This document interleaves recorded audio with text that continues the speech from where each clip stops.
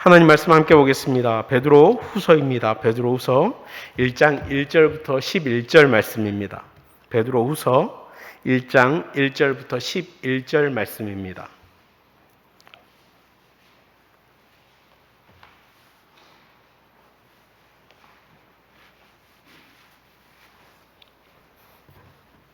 한 절씩 교독하도록 하겠습니다. 제가 먼저 읽겠습니다. 예수 그리스도의 종이며 사도인 시몬 베드로는 우리 하나님과 구주 예수 그리스도의 의를 힘입어 동일하게 보배로운 믿음을 우리와 함께 받은 자들에게 편지하노니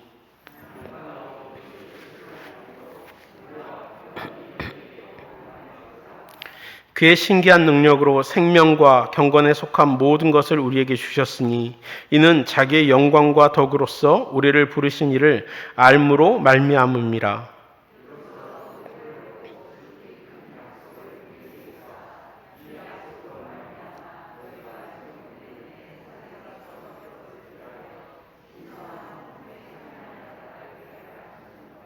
그러므로 너희가 더욱 힘써 너희 믿음의 덕의 지식을 경건의 형제 우애를 형제 우애에 사랑을 더하라.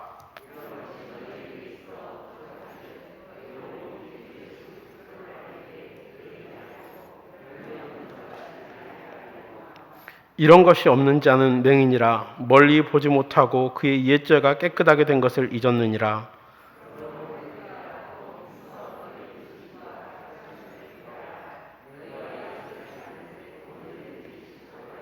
함께 읽겠습니다.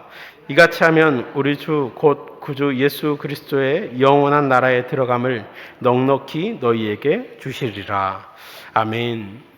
오늘부터 이제 우리가 베드로 후서 말씀을 함께 보도록 하겠습니다. 오늘은 짧게 전체 개관을 하고요. 오늘 말씀에 대한 내용을 좀 나누려고 합니다. 베드로 후서의 저자는 1절에서와 같이 예수 그리스도의 종이며 사도인 시몬 베드로는 이렇게 기록하면서 베드로에 의해서 쓰여졌다라고 그렇게 밝히고 있습니다.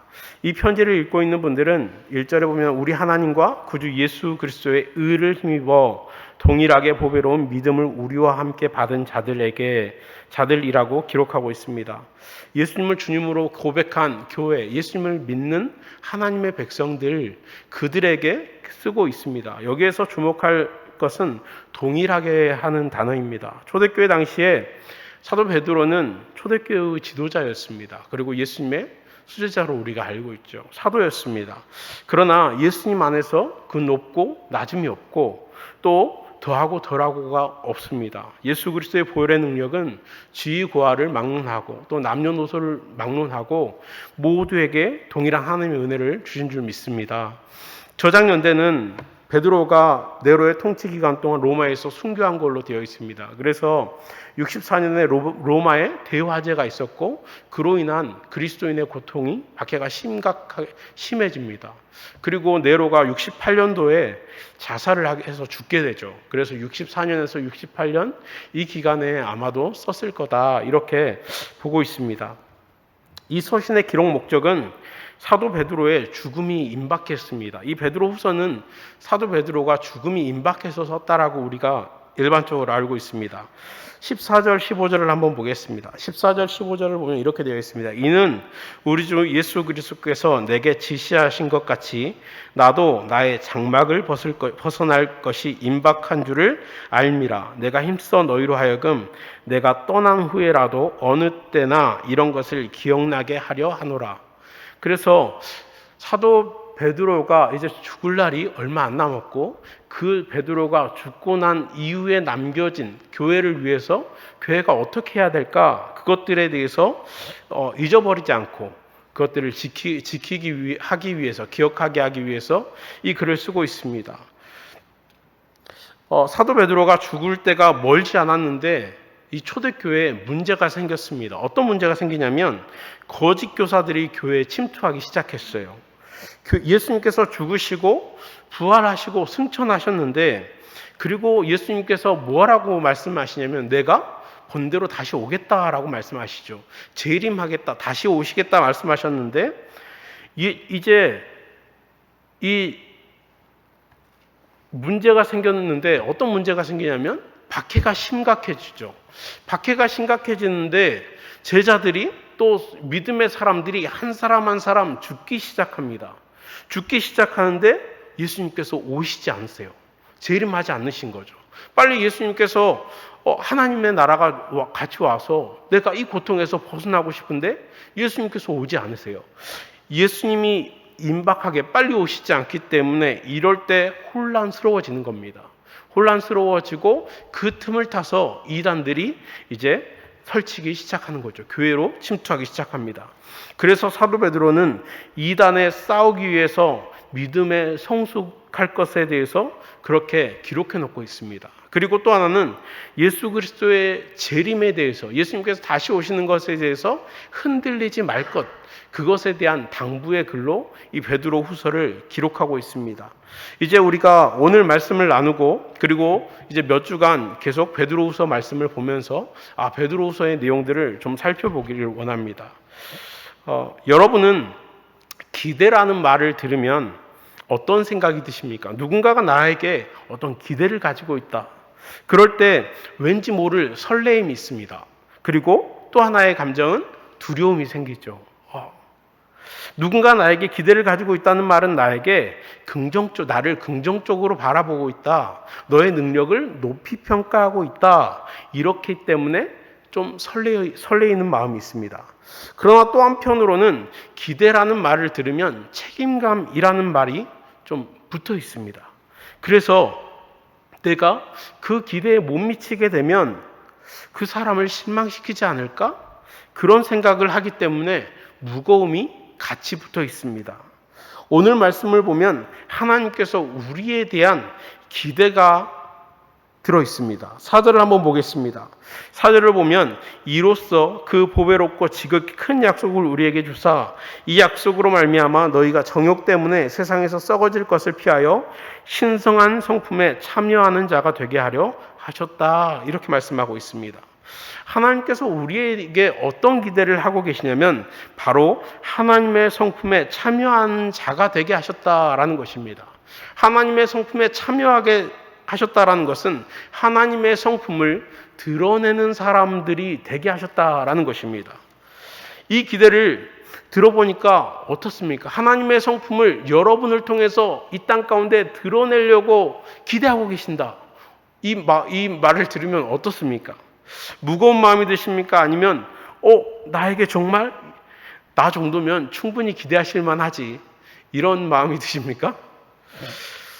무거운 마음이 드신 분들은 나 자신에 대해서 어쩌면 조금 부정적인 그런 평가를 가지고 있는 분들일 수도 있습니다. 아니면 엄격한 신앙의 잣대를 나한테 들이대고 있는 분들일 수도 있을 겁니다. 그래서 내가 어떻게 감히 라는 생각을 하고 있을 겁니다.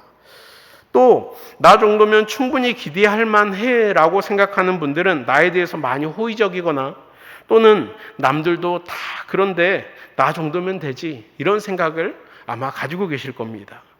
그러나 오늘 말씀은 긍정적인 사람도 부정적인 사람도 엄격한 신앙의 잣대를 가진 사람도 또 약간은 느슨한 신앙의 잣대를 가진 사람도 모두 다 하나님의 성품에 참여하는 자가 될 수 있다라는 사실을 우리에게 말씀해 주고 있습니다. 참여는 수동적으로 어쩔 수 없이 끌려서 그것을 하게 되는 그런 존재가 아닙니다. 적극적으로 그것에 동참해서 그것을 드러내는 존재, 그것이 참여의 모습입니다. 적극적으로 5절부터 나오는 내용들을 삶 속에 살아내는 것이죠. 적극적으로 삶 속에서 5절부터 나오는 그 내용들을 보여주는 것입니다. 우리 5절부터 7절까지 한 목소리로 다시 한번 크게 한번 읽어보겠습니다. 시작. 그러므로 너희가 더욱 힘써 너희 믿음의 덕의 지식의 절제를, 절제의 인내를, 인내의 경건에 형제 우애에 사랑을 더하라. 아멘. 여러분의 삶 속에 이 모든 내용들이 적극적으로 드러날 수 있기를 간절히 축복합니다. 우리의 삶 속에 이런 삶이 어느 때라도 이루어질 줄 믿습니다. 여러분 잘 생각해 보십시오. 여러분은 하나님의 성품을 닮은 사람들입니까? 이 내용들을 보니까 나의 삶 속에서는 적극적으로 이런 내용들이 이렇게 드러나고 있어 라고 생각이 되십니까? 여러분의 욕심을 외면하고 하나님의 성품을 닮아가는 삶을 오늘도 살다가 오셨습니까? 아마도 오늘 하루도 어쩌면 우리는 너무나도 많은 영역 속에서 하나님의 성품과는 너무나도 거리가 먼 그 삶을 아마 살다 왔을 겁니다. 아무리 나를 이리저리 둘러보아도 하나님의 성품과 닮은 구석이 이만큼도 없는 나를 보면서 실망하면서 왔을 수 있습니다.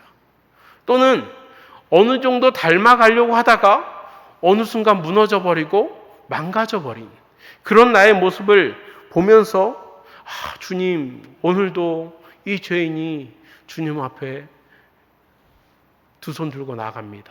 이런 마음으로 아마 어쩌면 이 자리에 왔을지 모릅니다. 그럼 우리가 어떻게 하나님의 성품을 참여하는 자가 될까? 어떻게 하나님의 성품을 적극적으로 드러내는 자가 될까? 그 첫 번째 내용을 우리가 한번 보겠습니다. 그 첫 번째는요, 하나님께서 주신 것에 대해서 우리가 깊이 아는 삶이 되어야 한다는 것입니다. 우리가 아이들이 자랄 때 보면 어린 아이들에게 뭘 기대하죠? 엄청 많은 걸 기대하나요? 그렇지 않습니다. 어린 아이들을 보면서 뭐 시키냐면 까꿍, 이쁜 짓, 그 다음에 뭐 시켜요? 잉크 막 이런 거 시키죠. 귀여운 짓 이런 거 시키잖아요. 그런데 이런 걸 시킬 때 애들한테 까꿍 해보렴, 귀여운 짓 해보렴, 잉크 해볼래? 이렇게 하나요? 그 앞에서 누가 해요? 엄마 아빠가 잉크 시키려면 엄마 아빠가 한 수없이 많이 하죠. 수없이 많이 보여주고 수없이 많이 막 달래가면서 막 시켜서 이쁜 짓을 한번 봅니다. 아이들을 한번 시키기 위해서 그 엄마 아빠가 훨씬 더 많은 노력으로 훨씬 더 많은 열심으로 그것들을 미리 보여주고 연습시키고 그것들을 이끌어내게 되는 것이죠. 하물며 하나님께서 우리에게 하나님의 성품을 이 땅 가운데 드러내는 사람들이 되라라고 말씀하시는데 그냥 너희들 알아서 그냥 그렇게 해 이렇게 하셨을까요? 그렇지 않다라는 거죠. 하나님께서는 우리에게 끊임없이 그렇게 보여주셨습니다. 그 보여주신 분이 누구세요? 이 땅 가운데 육신을 입고 오신 예수님이시죠. 예수님께서 이 땅 가운데 오셔서 끊임없이 돌보시고 함께 하시면서 그 삶을 보여주셨습니다. 3절을 한번 읽어보겠습니다. 3절을 보면 어떻게 되어 있냐면 그의 신기한 능력으로 생명과 경건에 속한 모든 것을 우리에게 주셨으니 하나님께서 우리에게 말씀하십니다. 너희가 그 삶을 살 수 있도록 내가 너에게 모든 것을 뭐 했다? 줬다라고 말씀하고 있습니다. 그의 신기한 능력으로 생명과 경건에 속한 모든 것을 우리에게 주셨다라고 성경은 말씀하고 있습니다. 우리가 이 땅을 살아가면서 하나님께서 기대하시는 삶은 하나님께서 이미 다 너희 속에 주셨다. 그리고 우리가 혹시라도 부족할까봐 우리에게 누구를 보내주셨어요? 성령님을 보내주십니다. 그래서 마땅히 그 삶을 살아갈 수 있도록 이끌어 가십니다. 너는 알아서 살아라. 그게 아니시다라는 것이죠. 구약에 보면요, 하나님께서 이스라엘 백성들을 출애굽시키십니다. 출애굽시키시고 가장 먼저 시내산으로 불러내세요. 하나님께서 출애굽시켜서 바로 가나안 땅으로 데리고 가시지 않습니다. 시내산으로 부르십니다. 시내산으로 부르셔서 무엇을 주시냐면 율법을 주시죠. 율법을 주셔서 뭘 하냐면 너희들이 이제 가나안 땅에 들어가서 살 건데 너희 알아서 살아. 내 백성이니까 내 백성으로 알아서 살아. 이게 아니었어요.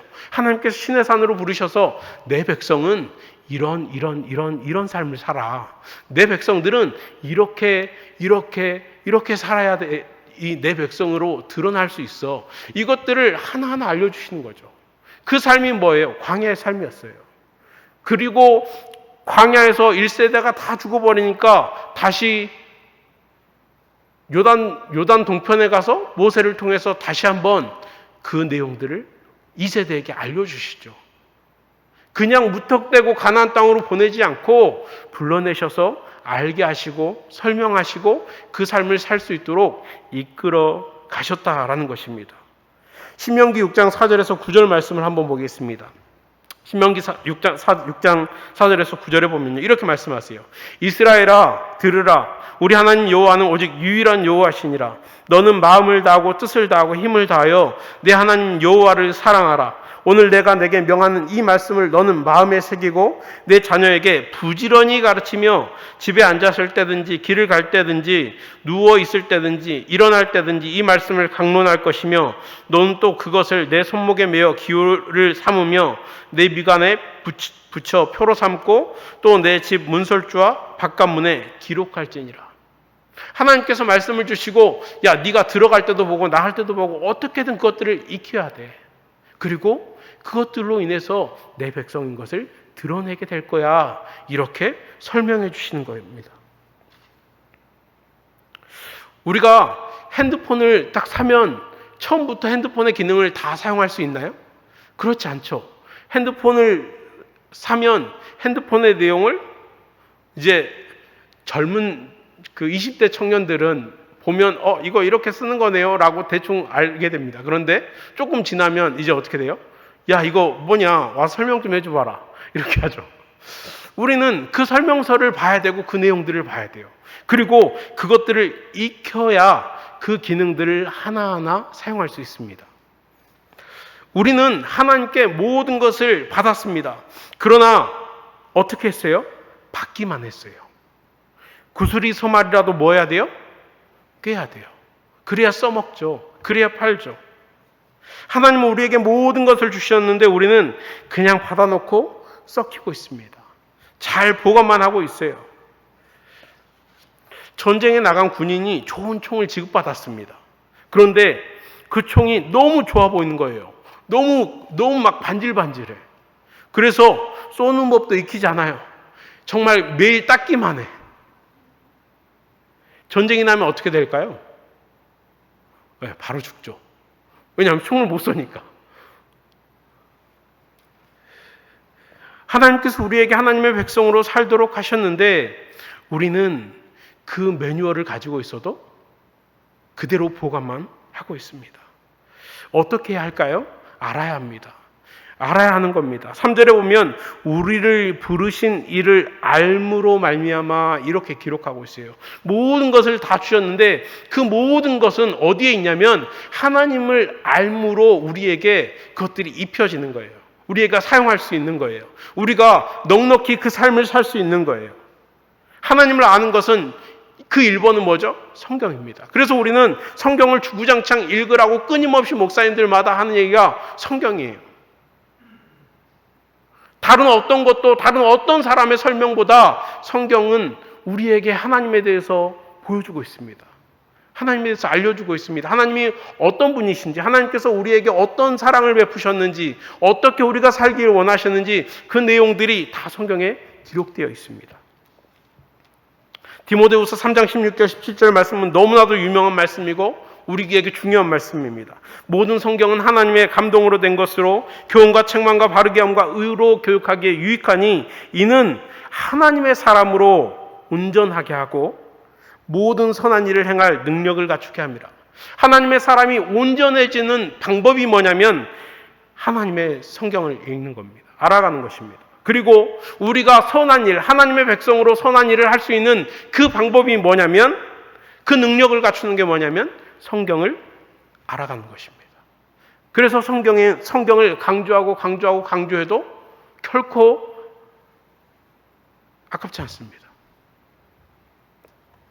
또 하나의 방법이 있습니다. 또 하나의 방법은 성도의 교제입니다. 하나님을 아는 또 하나의 방법이 있는데 가장 중요한 방법이 성경이라면 또 하나의 방법은 성도의 교제입니다. 신앙생활을 하면서 꼭 놓치지 말아야 할 것이 바로 이 교제의 모습입니다. 성경이 수학 이론이라면 교제는 활용법입니다. 실습입니다. 이론을 아무리 외워도 그것을 활용하지 못하면 이론에 그치고 맙니다. 성경을 읽으며 각자의 삶 속에 어떻게 적용되는지 나누고 공유하다 보면 하나님의 말씀이 삶 속에 어떻게 녹아 들어가는지, 하나님의 말씀이 삶 속에서 이렇게 적용되어지는구나, 그것을 알 수 있습니다. 삶을 보면 극과 극으로 나뉘지 않습니다. 여기에서 아무리 대단한 사람이 와도 그 사람과 저랑 얼마나 차이가 날 것 같습니까? 별로 차이가 안 납니다. 그 사람도 한 끼 안 먹고, 그 사람도 세 끼 먹고, 저는 뭐 어쩌면 네 끼를 먹을 수 있지만 약간 다를 수 있습니다. 그런데 그 사람도 먹어야 살고 저도 먹어야 삽니다. 그 사람도 병에 걸리면 아파요. 죽을 병 걸리면 죽습니다. 그 사람과 저와 극과 극으로 엄청 차이 나지 않습니다. 인간의 희노애락이 거기서 거기입니다. 주변을 잘 보십시오. 아무리 대단해 보이는 사람도 그 사람도 저랑 똑같은 고민을 하고 있습니다. 여러분들 주변을 한번 둘러보십시오. 여러분들 주변에 대단해 보이는 사람도 여러분들과 똑같은 그것 때문에 아파하고 힘들어하고 고민하고 눈물을 흘립니다. 그 사람의 고통이 나에게 찾아오지 않고 저 사람의 슬픔이 나에게 찾아오지 않는다. 그게 아닙니다. 그럼 우리는 저 사람의 믿음 안에서, 저 사람이 믿음 안에서, 말씀 안에서 어떻게 그 아픔과 인생의 무거움을 해결했는지 우리는 들어야 합니다. 그리고 그분들이 그 아픔과 슬픔과 고통의 문제를 하나님의 말씀 안에서 이겨내는 삶을 통해서 나에게 그 인생 문제가 닥쳤을 때 내가 무엇을 의지할 수 있어요? 그 사람은 그렇게 하나님을 의지했다. 그렇게 하나님의 말씀을 붙들고 이겨냈다더라. 나도 그럴 수 있겠구나. 이게 교제인 것입니다. 그래서 교제가 필요합니다. 왜 교회에 신앙의 선배들이 필요한가? 믿음의 풍파 속에서 말씀으로 인생을 풀어낼 수 있기 때문입니다. 믿음으로 말씀으로 인생을 해석해낼 수 있기 때문입니다. 여러분들이 그런 믿음의 선배님들이 되어줄 수 있기를 축복합니다. 우리 갈릴리 교회는 그런 선배님들이 필요합니다. 믿음의 세대, 다음 세대들이 이제 쭉 커올 겁니다. 수많은 청년들이 커올 겁니다. 그때 여러분들이 내가 젊을 때, 지금 청년들이 되게 고민이 많은 나이거든요. 그 청년들에게 내가 청년 때 너가 했던 그런 고민들 나도 했었어. 근데 나에게는 이런 말씀이 있어서 이렇게 이길 수 있었어. 애를 키우는 그런 40대, 30대 이런 분들도 되게 고민이 많죠. 아이들 때문에. 그런 분들에게는 조금 더 40대 후반에 계신 분들이 그 아이들을 어떻게 양육할지, 내가 이 아이들이, 왜냐면 너무나도 이 아이들이 요즘에 장난 아니거든요. 저희 형님이 고민이 있어요. 어떤 고민이냐면 요즘에 아이들을 때리지 못하죠. 그러면 신고한답니다. 어느 날 형님 아이가 집에 사고를 되게 많이 치고 다닌대요. 어느 날은 부활절에 계란을 밖에서 받아왔어요. 누나가 뭐라고 그랬냐면 이런 거를 밖에서 주는 음식을 받아오면 어떻게 하냐고 누나가 그랬답니다. 그랬더니 초등학교 2학년 이 아이가 화가 났어요. 어떻게 했을 것 같아요? 집안에 있는 계란을요, 부엌에다가 이렇게 상상이 되십니까? 방바닥에 이렇게 막 깨져 있는 계란, 그런 모습들. 받아온 계란은 삶은 계란인데 집에 있는 날계란을 이렇게 방바닥에 깨서 그렇게 했답니다. 그런데 그 아이들이 무슨 얘기를 하냐면 자기들끼리 그런 얘기를 한답니다. 부모님이 나를 때리면 경찰서에 신고하면 된다라는 얘기를 한답니다. 그러니까 아이를 어떻게 양육해야 될지 이 멘붕이 온 거예요. 이거를 때릴 수도 없고, 그렇다고 막 혼내자니 그거로는 말도 안 듣고, 그래서 정말 고민이 많아요. 그런데 실질적인 고민이죠. 그런데 이것들을 어떻게 우리가 믿음 안에서 키워야 되잖아요. 그럼 어떻게 그 아이들을 믿음 안에서 양육할지, 그런 고민들을 나눠주는 거죠. 이런 교제들이 우리에게 실제적으로 필요합니다. 그래서 교회에는 믿음의 선배들이 필요합니다. 그냥 세상적인 경험, 내가 밖에서 이런 지위를 가지고 있고 이런 부를 가지고 있고 이렇게 해서 돈 벌었고 이런 경험들은 밖에서도 얼마든지 들을 수 있어요. 우리가 그런 커뮤니티를 카페나 어디 동호회나 이런 데 가면요 얼마든지 많습니다. 그런데 말씀 안에서 양육하는 방법을 혹시 세상 가서 나눠본 적이 있으십니까? 안 들어줘요. 왜 그렇게 바보처럼 키워? 왜 그렇게 멍청하게 해? 우리가 유일하게 교회 공동체에서 할 수 있는 게 말씀으로 인한 나눔이라는 겁니다. 말씀으로 인한 교제라는 것입니다. 그래서 이 자리에 계신 분들이 믿음의 선배님들이 되어줘야 합니다. 그냥 나는 교회에서 입 닫고 이전에 교회에서 상처되었던 그런 관계들 때문에 상처받았기 때문에 나는 더 이상 교제 안 할 거야. 그런 바보 같은 생각들은 버리셔야 합니다. 왜냐하면 우리는 그러면 중요한 것을 하나 놓치기 때문입니다. 하나님께서 우리의 삶에 어떻게 드러나시는가, 우리의 삶 가운데 어떻게 일하시는가, 그것을 알 수 있는 좋은 기회를 버리는 거예요. 포기하는 거예요. 그럴 수는 없죠. 성경을 통해서도 하나님을 알 수 있지만 사람과의 교제, 형제자매와의 교제를 통해서 우리는 하나님께서 우리의 삶 가운데 어떻게 일하시는구나, 우리의 삶 속에 하나님의 말씀이 어떻게 녹아지는구나, 이것을 알 수 있기 때문입니다. 여러분의 삶 속에 성경을 더 깊이 들어가십시오. 또 여러분 그동안 멈춰 있었던 교제가 있다면 그 교제를 더 깊이 다시 한번 붙잡으십시오. 그것을 통해서 더 하나님을 알아가는 은혜가 있기를 축복합니다. 두 번째는요, 더욱 힘쓰는 그런 노력들이 필요합니다. 5절을 한번 보겠습니다. 5절 함께 읽습니다. 시작.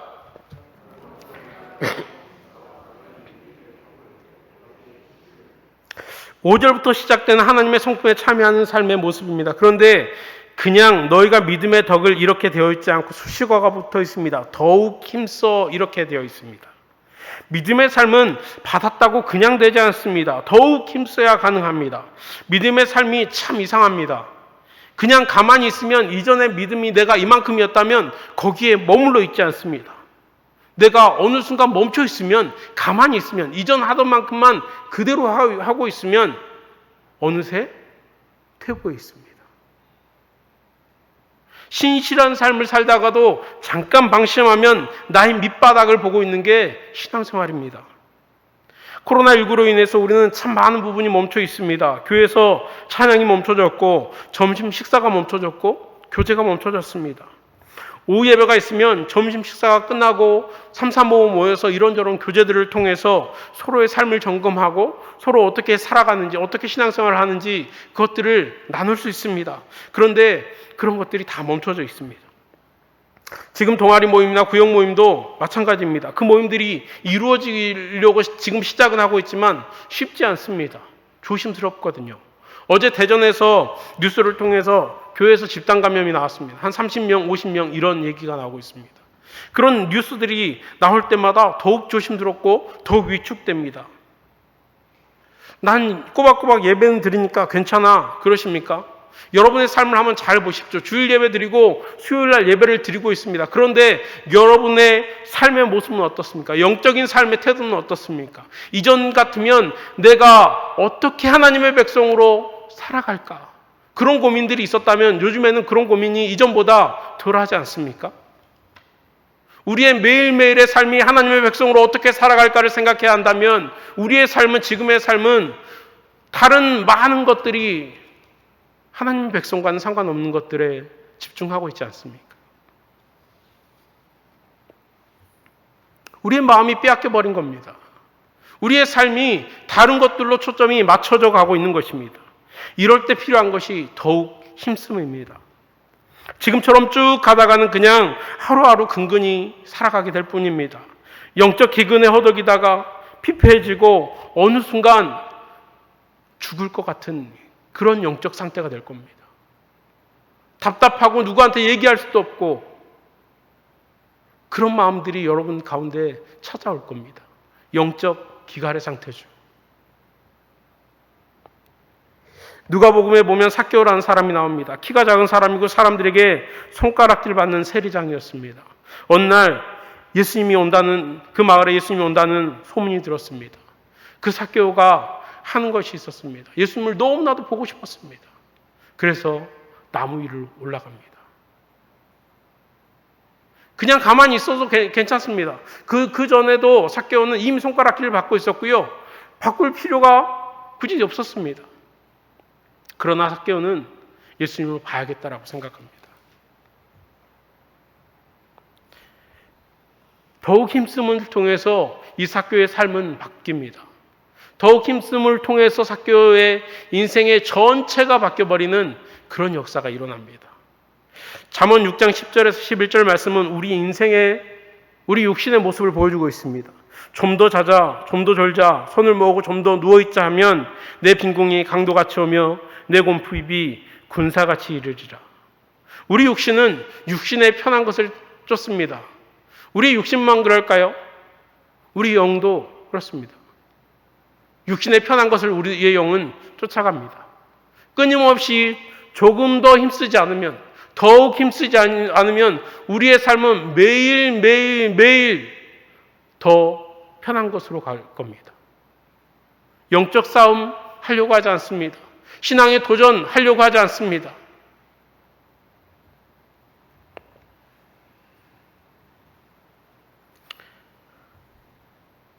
장작불을 태울 때 보면 하나하나 흩어놓으면 어떻게 됩니까? 곧 꺼져버리죠. 그리고 연기만 나다가 어느 순간 재만 남습니다. 타던 불도 그렇게 되어집니다. 우리의 신앙생활, 혹시 아직도 우리가 혼자 신앙생활을 하고 계시다면 다시 모이기 힘쓰시길 바랍니다. 교제하는 것에 힘쓰시길 바랍니다. 혼자 신앙생활하는 것은 정말 쉽지 않습니다. 여러분 주변에 그동안 코로나가 시작되면서 아무도 교제하지 않고 있었다면 다시 한번 누군가에게 연락하십시오. 그리고 여러분 도움의 손길을 요청하십시오. 도와주십시오. 내가 혼자 이렇게 하려고 했는데 잘 안 됩니다. 내가 혼자 이렇게 시간을 지내봤더니 이런 부분이 너무나도 약해졌습니다. 저와 함께 저에게 이런 부분을 함께 해주실 수 없을까요?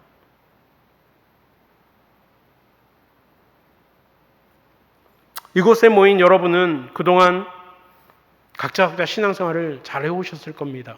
수요예배를 나올 정도면 그 마음에 열심이 있음을 알고 있습니다.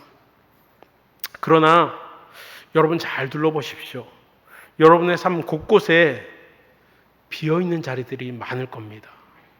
여러분의 삶 곳곳에 예전에는 하나님의 영역으로 빼놨던 영역들이 어느 순간 내 자리가 되어 있고 어느 순간 다른 것들로 다 채워져 있는 여러분의 삶의 영역들을 보게 될 겁니다. 이대로 가다가는 다 죽습니다. 이대로 가다가는 우리에게 하나님의 성품은커녕 우리의 악한 모습, 세상의 것들로 가득 채워진 나의 모습만 세상 곳곳에 드러나게 될 겁니다. 처음에 말씀드렸습니다. 하나님께서 우리에게 기대를 가지고 계시다. 우리를 통해서 하나님은 하나님의 성품을 이 땅 곳곳에 드러내기를 원하십니다. 우리를 통해서 하나님은 세상 모든 곳에 하나님의 살아계심을 보여주고 싶어 하십니다. 여러분, 그동안 멈춰 있었다면 다시 조금 더 힘씀을 통해서 하나님께 더 가까이 나가는 그런 은혜가 있기를 축복합니다. 기도하겠습니다.